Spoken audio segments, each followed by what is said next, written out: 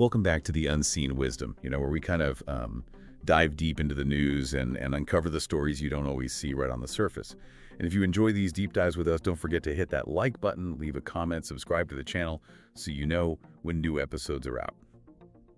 Today we're tackling a topic that's complex and also pretty concerning, the SANDF deployment to the DRC.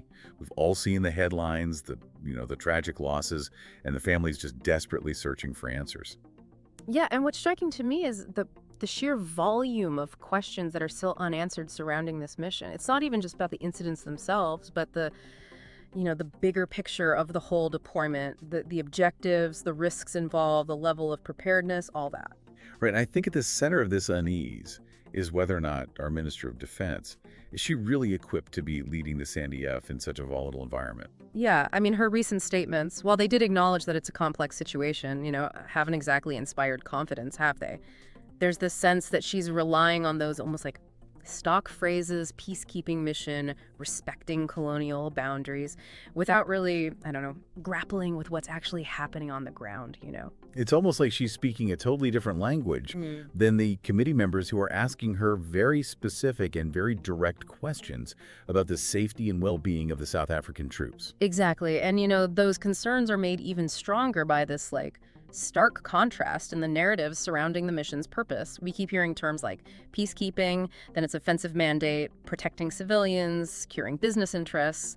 It's all used to describe the same operation. Yeah, I mean, it's such a confusing mix of messages. It's really difficult to figure out what the real objectives are, let alone whether those objectives align with South Africa's interests as a nation. One committee member actually said, and I'm paraphrasing here, but he basically said, we're fighting someone else's war, protecting the interests of foreign powers instead of focusing on our own strategic goals. That's a pretty jarring accusation, especially when you consider the talk of possible hidden agendas. Yeah. The potential for South Africa to be drawn into conflicts that don't actually serve its interests. It begs the question, who really benefits from this deployment? If it's not primarily in the interest of South Africa and its people, then who's pulling the strings? Are they hiding their motives from the public? And then there's the whole question of the SANDF's preparedness and resource limitations. I mean, we keep hearing these concerns about insufficient air support, especially those ORYX helicopters. They're not really fit for combat situations, are they? Right. It's ironic showcasing troops in parades and then simultaneously pleading budget constraints. It makes you wonder, is the SANDF truly equipped to handle what they're facing in this deployment? It feels like there's this dangerous disconnect between the pomp and ceremony of military displays and the harsh reality that our soldiers face when they're actually on the ground. Absolutely, and it's made even more apparent by reports of soldiers having to use, get this, their personal cell phones to communicate with families back home. That's a clear violation of protocol, and I think it speaks volumes about the level of anxiety and even desperation that they're experiencing. It's truly heartbreaking seeing those families using social media to try and get information, seeking any sort of comfort. They're essentially left in the dark, forced to rely on unofficial channels for news about their loved ones. It's a failure on so many levels, both in terms of basic communication and in terms of giving adequate support to those families who are shouldering the emotional burden of this deployment. And this lack of clarity also extends to the role of SADC in all of this. The deployment was initially decided upon, you'll remember, at a SADC summit in Windhoek, Namibia. But even then, there seems to have been a real lack of consensus or even clarity on what SADC's role would be, or even about the participation of other member countries. Right. So if SADC is supposedly the driving force behind this whole mission, but there's no clear agreement on objectives or responsibilities, how can we possibly ensure that South African troops are being utilized effectively and, most importantly, safely? It raises massive questions about accountability. Is South Africa taking on a disproportionate burden in this so-called collective effort? Are we being drawn into a conflict that we don't have the resources or the political will to actually address? These are questions that need clear answers, not just these vague pronouncements about regional cooperation and solidarity. The lives of our soldiers are at stake, and we can't afford to be complacent. And the incident with the delayed casualty evacuation, it just adds to this sense that something isn't right, this lack of straightforward answers about what happened. The silence from the Ministry of Defense, it just fuels speculation and distrust, doesn't it? Yeah, this incident really highlights just how urgent the need for transparency and accountability is within the SANDF. I mean, the families of those who've lost loved ones, they deserve answers, and the South African public deserves to know whether their government is truly acting in their best interest. And it also raises, again, serious concerns about the Minister of Defense herself. Is she really aware of the situation on the ground? Can she make sound decisions that prioritize the safety and well-being of these troops? You know, those are the exact questions that are being asked by these committee members who are really scrutinizing this deployment. They're demanding more thorough explanation of the mission's objectives, what risks are involved, and what steps are being taken to keep our soldiers safe. And they're not mincing their words. One committee member even compared the situation in the DRC to a horror movie, with our soldiers trapped in this seemingly endless cycle of violence and uncertainty. Yeah, I think that captures the growing sense of unease and frustration surrounding this whole thing. It's not just about the tactical specifics of the mission, it's about this fundamental question. Are we sending our soldiers into harm's way for the right reasons? Do they have the leadership and support they need to succeed? This lack of a clear and coherent narrative from the government has created this, this vacuum that's being filled with speculation and fear and a growing distrust. Yeah, and that distrust is amplified even more by the allegations of corruption and mismanagement within the Department of Defense itself. They've received qualified audit outcomes for, think about this, the past 5 years, plus there are multiple SIU investigations into how they operate. It's not exactly confidence-inspiring, is it? It makes you wonder, is it possible that our soldiers are being sent into this dangerous situation, not because it serves a clear national interest, but because of internal pressures and a lack of accountability within the very institution that's supposed to be protecting them? And this is where the committee's scrutiny becomes even more critical. They're demanding answers, not just about the specific incidents that have already happened, but about the systemic issues that might be making the SANDF so vulnerable over there in the DRC. And one of the key things they're focused on is the Minister of Defense's role, her statements and actions. Or lack thereof. Exactly. It's all being examined very closely to see if she's really providing the leadership and oversight that our soldiers deserve. Her recent statement, where she acknowledged respecting existing colonial boundaries and international relations, while it was, interesting, it hasn't really done much to address the concerns of the committee. They're still questioning the real motives behind South Africa's involvement in the DRC. You can practically feel the committee's frustration. They're demanding concrete answers about the mission's objectives, about the safety of our troops, and about the government's plan for their eventual withdrawal. Vague assurances and appeals to national unity, it's just not enough anymore. And they're really concerned about the lack of a clear response regarding when they're bringing the bodies of the deceased soldiers back home. The general just said that repatriation will happen tomorrow, but he didn't say a time or a location. Understandably, that's been met with skepticism and frustration. These families have already been through so much, and they deserve a concrete and compassionate response from the government. Instead, the way they've handled this sensitive issue has just added to their pain and suffering. It's a reminder that behind all the geopolitical maneuvering and strategic calculations, there are real human lives at stake. The government's actions, or in this case inaction, has a huge impact on those who are most vulnerable. And this lack of clarity about the future of the mission is another source of anxiety. The general said the mission is ongoing, but there's no defined exit strategy. And those persistent concerns about the safety and well-being of our troops, it's all fueling uncertainty and apprehension. Right. The question becomes, are we prepared to get our troops out of a potentially hostile situation? If we need to, do we even have the capacity to ensure they can come home safely? And the question that keeps coming up, are our soldiers properly equipped for this type of engagement? When they mentioned ORYX helicopters, which are mainly utility helicopters not meant for combat, it just highlights this concern even more. It suggests that maybe there's this disconnect between the stated roles of the mission and the resources they're actually giving the SANDF. Are we sending our soldiers into harm's way without giving them what they need to succeed? That's a disturbing thought, and it's one that the committee is determined to investigate thoroughly.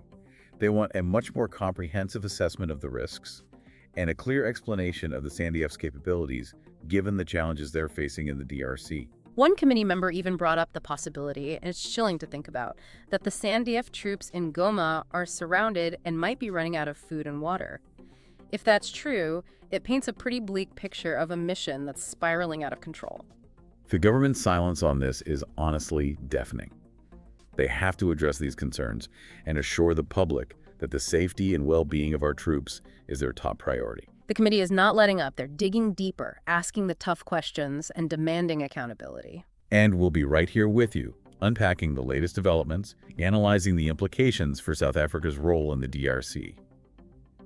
We've reached the end of part 1 of our deep dives. Picking up where we left off, it seems like the Minister of Defense is at the center of a lot of criticism.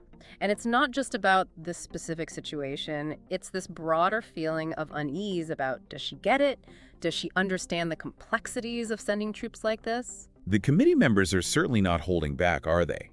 They're directly questioning her competence, her decision-making, and even suggesting she's putting politics ahead of the safety and well-being of the South African soldiers. One member even said, and I'm paraphrasing here, but he basically implied that she's more worried about looking good than dealing with the harsh realities of what's going on in the DRC. And she's sticking to this official line about it being a peacekeeping mission, even though there's more and more evidence that just doesn't seem to be the case. It's like, well, it's like she's trying to jam a square peg in a round hole using these outdated ideas about peacekeeping for a situation that's way more complex and way more dangerous. Right. The committee members are saying, look, this deployment has all the signs of an offensive mandate.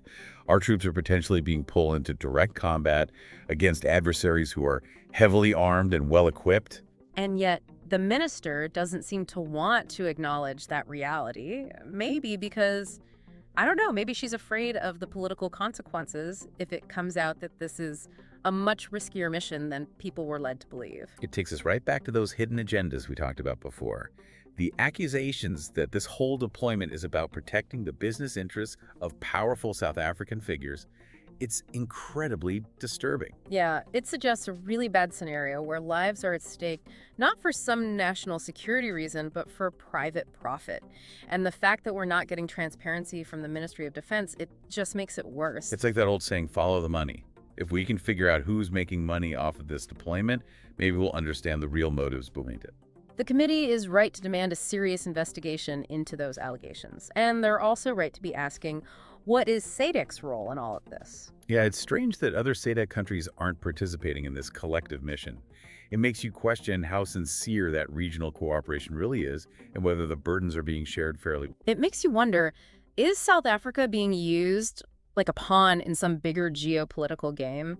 And our soldiers are the ones paying the price for a conflict other countries don't want to deal with. And then you start to look at the financial implications of this deployment. They're saying budget constraints are the reason they don't have better equipment. Yeah. So why commit to a conflict that could drag on and get really expensive, especially if it might not even be in our national interest? Right. Are we cutting back on essential things like healthcare and education just to pay for a military intervention that might not even be necessary?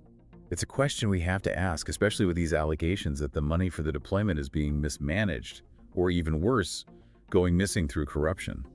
The committee is doing the right thing by demanding accountability. They want to know how that money is being spent. And they're absolutely right to point out that the equipment our troops have is just not good enough, especially the ORYX helicopters are just not made for combat. It's almost as if the government is trying to downplay the danger by giving them equipment that looks fancy in a parade, but can't handle a real fight. And those recent reports about our troops being surrounded, low on supplies, having to use unauthorized ways to communicate, it's not a good sign. It feels like this mission is going off the rails. It's awful to think about those soldiers so far from home, facing those kinds of odds and feeling like they've been abandoned by the very people who sent them there. And the families, you see those images of them clinging to hope, searching for news on social media. It's a stark reminder of the human cost of this whole thing. The government hasn't been giving them accurate or timely information. They're not being honest about the true nature of the mission, and they don't seem to care about the well-being of the troops or their families. They've created this atmosphere of fear and anger and distrust. The only glimmer of hope in all of this is the committee's investigation. They're shining a light on what's happening, demanding answers, and making sure those in power are held accountable. Yeah, their findings are going to be really important in helping the public understand what's going on. And their recommendations could change how South Africa handles these situations in the future. It feels like a turning point for South Africa, a time to face the truth, to demand better from our leaders, and to make sure the sacrifices of our soldiers are never taken lightly. So where does this leave us after everything we've discussed? Yeah. What's the way forward for South Africa and its involvement in the DRC? Well, it's pretty obvious that things need to change, right? Like, in a big way. We need more transparency, and we need to rethink how we approach these kinds of interventions. The whole situation has really shown this huge gap between what people say peacekeeping is and what's actually happening on the ground. It sounds like the committee is pushing for a more realistic look at what we can actually do, and they want to know exactly what our national interests are before we send troops into any conflict overseas. Exactly. They're saying we can't just react to every crisis or get pulled into conflicts that don't actually help South Africa achieve its main goals. This deployment has also brought up some serious doubts about whether our military has enough resources, especially with those budget problems we keep hearing about. Yeah, the committee is right to point out that we can't have these big military parades and then send soldiers into a war zone without the right equipment, or with equipment that's just totally wrong for the job. It's like those ORYX helicopters. They might look impressive flying over a parade, but they're pretty much useless in a real battle. It shows you there's a problem deeper down. Maybe the politicians have different priorities than the soldiers who are actually risking their lives. And then you have the lack of communication and support for the families of the soldiers who are deployed. It's really bad to see them having to go on social media to get information. It shows a failure of leadership on so many levels. It's not just about giving them information. It's about recognizing how tough this is on them emotionally and making sure they have the support they need. So looking beyond this particular situation, what lessons should South Africa learn from all of this? I think we need to have a real discussion as a nation about what we want our role to be in these regional and international conflicts. Can we actually be a peacekeeping force? Do we have what it takes, the resources and the political will to keep doing this kind of thing? And maybe even more important, are we getting pulled into fights that are really about somebody else's goals? That's the big question, isn't it? This whole thing has shown that South Africa could be taken advantage of by powerful people, both in our region and around the world. We need to be smarter about where we send our troops and our money. And then you add in those allegations of corruption in the Defense Department. It just makes it even more worrying. The committee needs to dig deeper. They need to look beyond just this one deployment and see if there are problems within the system that are making the SANDF vulnerable. Are we protecting the resources meant for our soldiers? Are there enough safeguards to stop corruption and mismanagement? We need honest and transparent answers to those questions. What's at stake here is the lives of our soldiers and the integrity of our country. What worries me is the long-term impact this could have on SANDF's morale and reputation. If soldiers feel like they're being used, like they don't have the support or the equipment they need, it could make them less willing to serve. Which brings us back to the Minister of Defense. Her leadership, or lack of it, has been a major theme throughout this whole deep dive. The committee is not letting up, and they're right to do so. They want her to be held accountable not just for the sake of transparency, but to make sure the mistakes made in this deployment don't happen again. This is a defining moment for her and for the SANDF. The results of this investigation could change how South Africa handles military interventions for years to come. One thing's for certain, the DRC deployment has really shaken things up. It's made us question our ideas about peacekeeping, about our military capabilities, and about what our role in the region really is. It's a wake-up call we can't ignore. It's a stark reminder that the choices made by those in power have real consequences. And those consequences are often felt most strongly by the people who have the least say in those choices, the soldiers fighting on the front lines and their families waiting for them back home. Well, that brings us to the end of our deep dive into the SANDF deployment in the DRC. We've covered a lot of ground, but it's clear that this story is far from over. The committee's investigation is still going on, and the discussion about South Africa's role in the region will continue. We encourage you to stay informed, to keep talking about these important issues, and to demand accountability from the people who have the power to send our sons and daughters into harm's way. Thank you for joining us on this journey into the unseen wisdom behind the headlines. And as always, feel free to share your thoughts and insights in the comments section below.